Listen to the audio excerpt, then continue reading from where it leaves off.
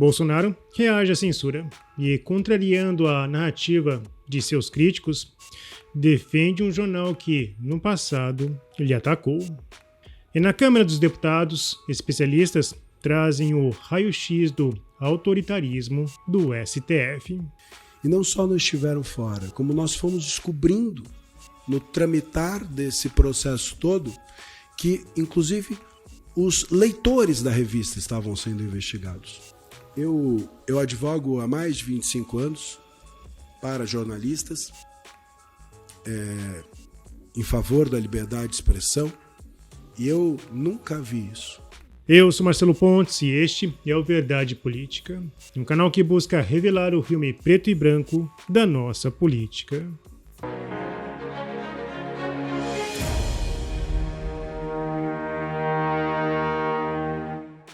A mídia construiu a ideia de que Bolsonaro seria um risco à democracia, e isso favoreceu o discurso da esquerda e também a construção de narrativas hostis ao livre pensamento. Essa visão simplista da mídia nunca ajudou a construir a verdade no país. Bolsonaro é o resultado de um contexto histórico e cultural. Ele não criou novos valores, apenas deu voz e representatividade a crenças e movimentos que já existiam antes de sua figura política.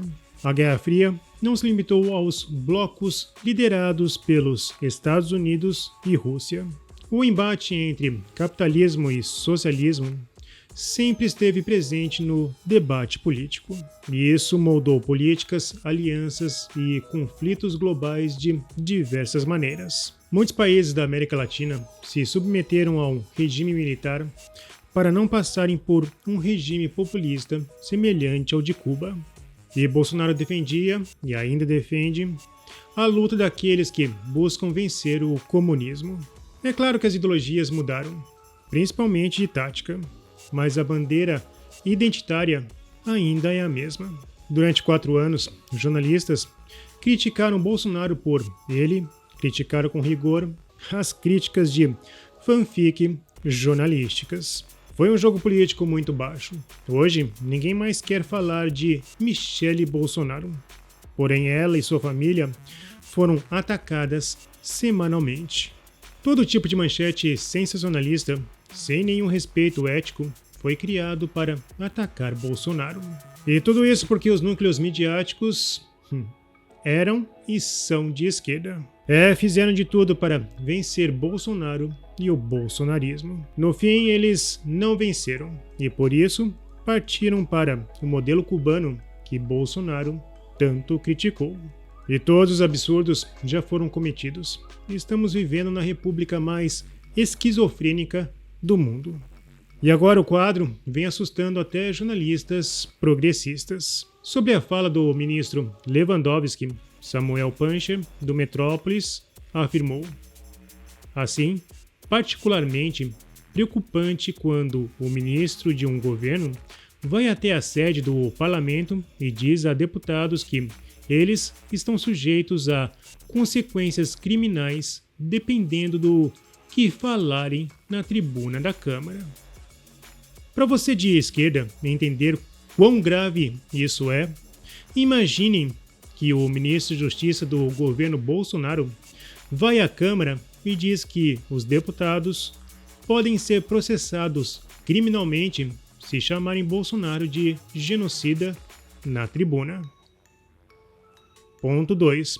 Como seriam as manchetes no exemplo acima? A Folha de São Paulo postou: chefe da Polícia Federal exclui a Folha de entrevista coletiva e se nega a explicar motivo.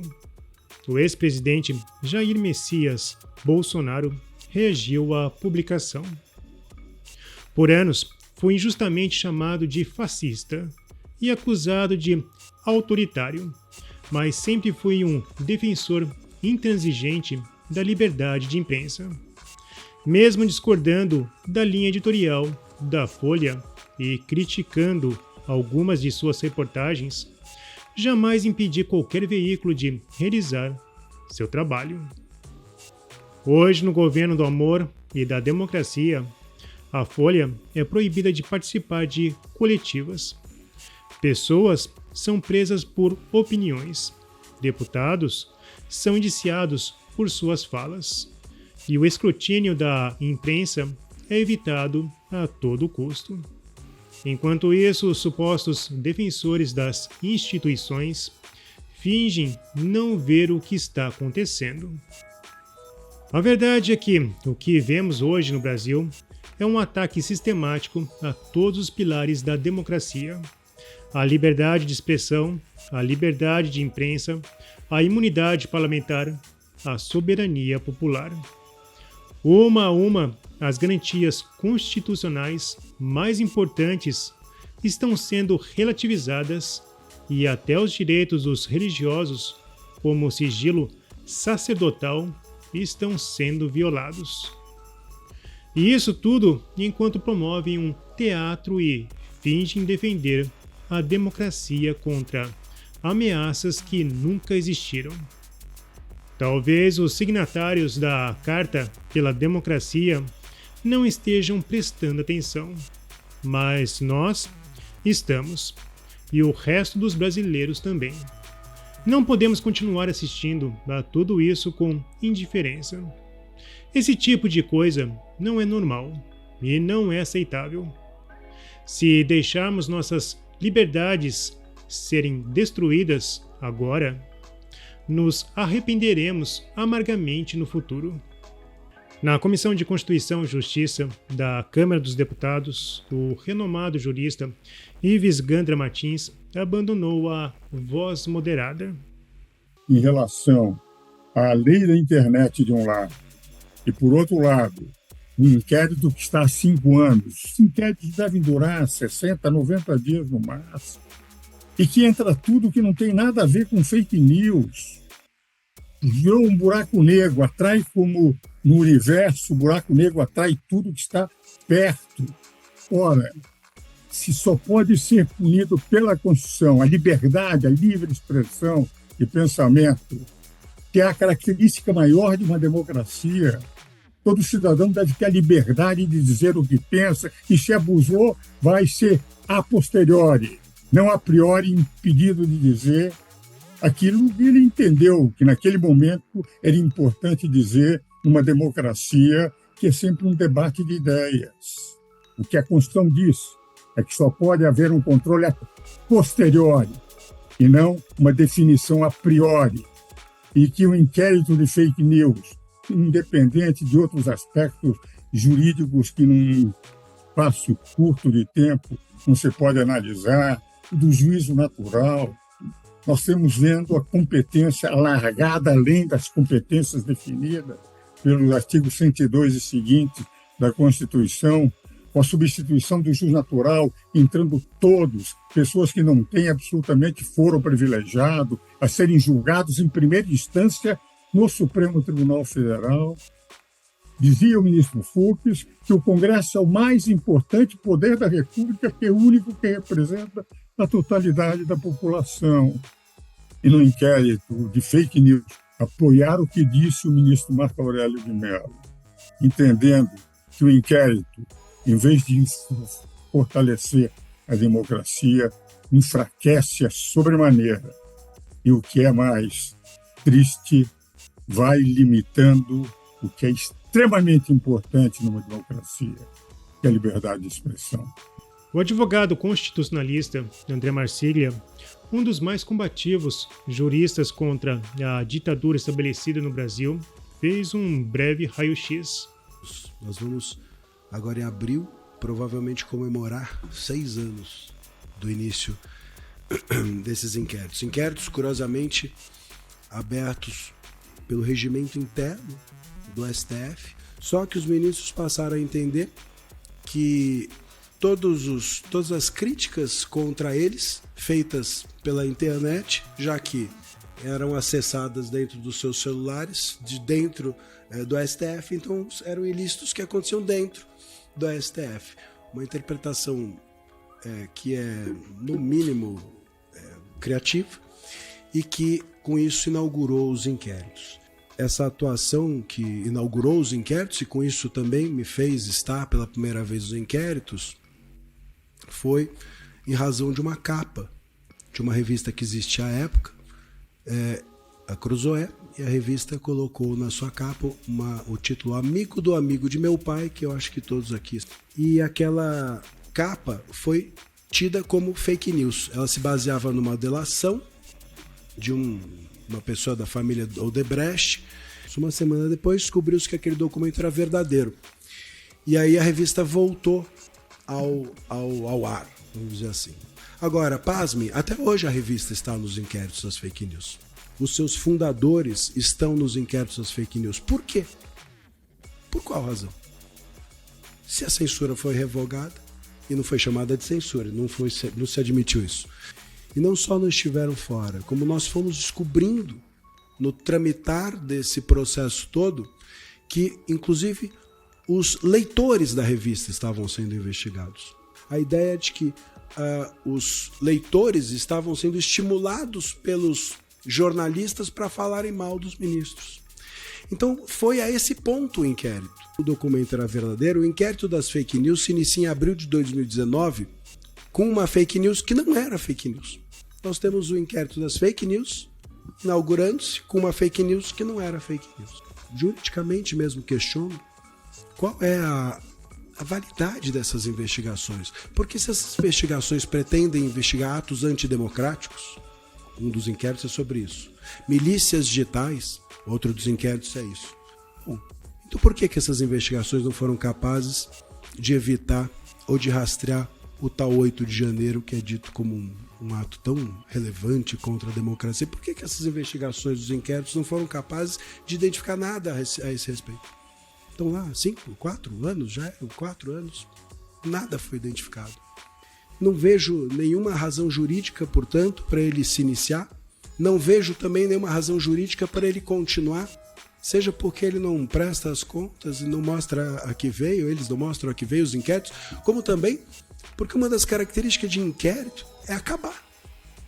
Não dá para você investigar eternamente. A investigação é um meio, ela não é um fim. Eu advogo há mais de 25 anos para jornalistas, em favor da liberdade de expressão, e eu nunca vi isso. Eu nunca passei por isso em momento algum.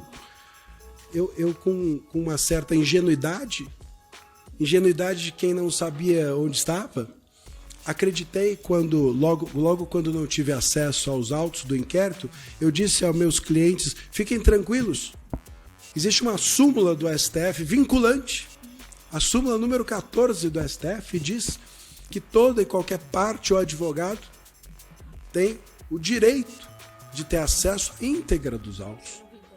Quando eu fui alvo pela primeira vez de um desses processos, eu também fiquei absolutamente assustado. Mas logo depois eu entendi por que esses processos são secretos.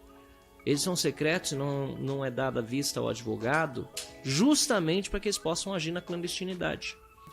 Não é à toa agora que a própria Folha de São Paulo está sendo perseguida pelo diretor da Polícia Federal, ou pelo menos alijada de uma coletiva de imprensa ontem. Por quê? Porque a Folha está desagradando ao regime, publicando os furos dos relatórios da Polícia Federal, que são muitos, qual queijo suíço, e também publicou todas aquelas matérias mostrando como funciona a engrenagem por trás de Alexandre de Moraes, e agora também de Flávio Dino e de outros ministros que estão presidindo inquéritos, e como esses que eu chamei de capangas estão auxiliando nessa perseguição política. Me incomoda, aliás, eu preciso fazer mais uma Ordem dos Advogados do Brasil, que está mais do que omissa nesse ponto. É cúmplice. A liberdade é o remédio mais claro, nítido e potente para toda e qualquer invasão, para toda e qualquer deturpação, para todo e qualquer medo, esse medo que existe no ar. Temos medo de perder a democracia, temos medo de perder, esse medo se conserva com uma coisa só, com liberdade. Para tomar tudo isso que se diz está em risco, a primeira coisa que você tem que fazer é guardar ali na estante. Quando você guarda na estante, isso é a primeira coisa que se assalta e que se rouba. Tudo está claríssimo, como água na fonte. Aquela força que no passado não transformou o Brasil em um modelo cubano, agora quer transformar. E o medo dos conservadores se materializou conforme as linhas de alertas escritas por Bolsonaro. E diante desse caos, termina esse vídeo com um texto reflexivo. A censura é a negação mais básica da liberdade de expressão, um dos pilares fundamentais de qualquer sociedade livre. Quando restringimos as vozes que discordam ou desafiam o status quo, não estamos apenas atacando as ideias, mas a própria essência do pensamento livre. A história nos mostra que as maiores atrocidades nasceram de governos que calaram os críticos, silenciaram as dissidências e sufocaram o debate público. Seja através da queima de livros, controle da imprensa ou agora com o monitoramento digital, a censura nunca serviu ao povo, mas sim aos poderosos que temem a verdade. Os conservadores acreditam na autonomia do indivíduo para decidir o que é certo ou errado. Não cabe a uma elite política ou tecnológica determinar quais ideias devem ou não ser permitidas. Esse é o caminho do autoritarismo, não da democracia. Defender a liberdade de expressão é proteger o direito de todos, inclusive daqueles com quem discordamos. Sem isso, não somos uma sociedade robusta, mas uma massa submissa moldada pelo medo e pelo controle. A censura não protege, ela enfraquece, não ilumina, mas obscurece a verdade. E é contra essa sombra que devemos lutar com todas as nossas forças.